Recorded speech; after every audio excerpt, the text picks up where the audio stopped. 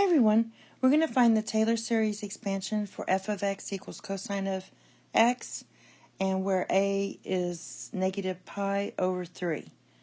And so here's the formula we're going to use, and we're going to differentiate 4 times here.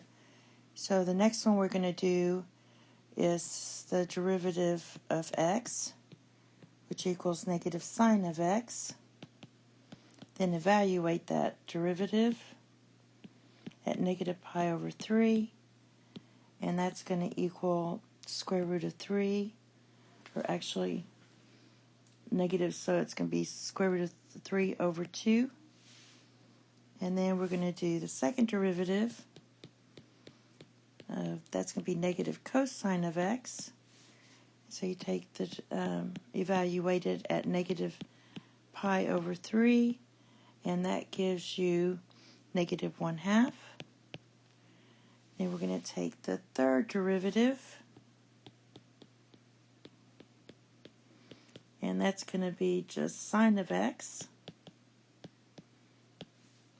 And so the third derivative evaluated at negative pi over 3, and that's going to give you negative square root of 3 over 2, and then we'll just do it one more time. The fourth derivative of x equals cosine of x, and then you start seeing where it repeats a little bit. So the fourth derivative at negative pi over 3 equals 1/2. Now, we're going to just fill in and expand. This is k equals 0. So let's get started with that. Whoops. So here we go. We're going to say cosine of x equals f negative pi over 3 plus the first derivative evaluated at negative pi over 3 times x plus pi over 3, and then plus your second derivative at negative pi over 3, and that's going to be x plus pi over 3 squared over 2 factorial. This one's really over 1 factorial, but we don't need to put that. It's just kind of redundant. And then we'll do our third derivative, negative pi over 3, and that's going to be times x plus pi over 3 cubed over 3 factorial. And finally, we have our fourth derivative at negative pi over 3, and that's going to be x plus pi over 3 to the fourth over 4 factorial. So just clean some of this up. We know this just equals 2.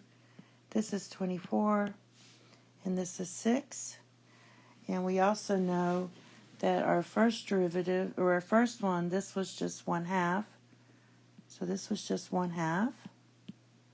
And the second one, this one right here, was the square root of 3 over 2. Just substituting. And this one right here, our second derivative, right here was negative 1/2. Our third derivative was negative square root of 3 over 2. And then we're back to the fourth one was 1/2. And so when you clean this up, you're going to say the cosine of x equals, we have our 1/2 plus square root of, we have the square root of 3 over 2 times x plus pi over 3. Now, when you divide these two, that's going to be negative 1/4. So you have minus 1/4 times x plus pi over 3 squared.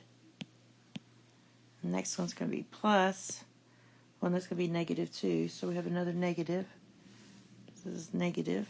So minus, and when you divide these two, you're going to get negative square root of 3 over 12, because you have the 2 and the 6 there.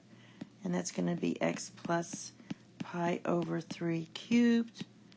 And then this one right here, that's going to be 1 over 48.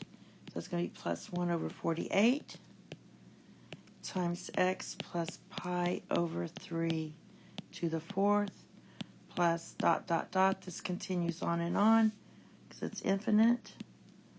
I should put dot, dot, dot here. And this is for all of x. And that's all. Thank you. Have a nice day. Bye-bye.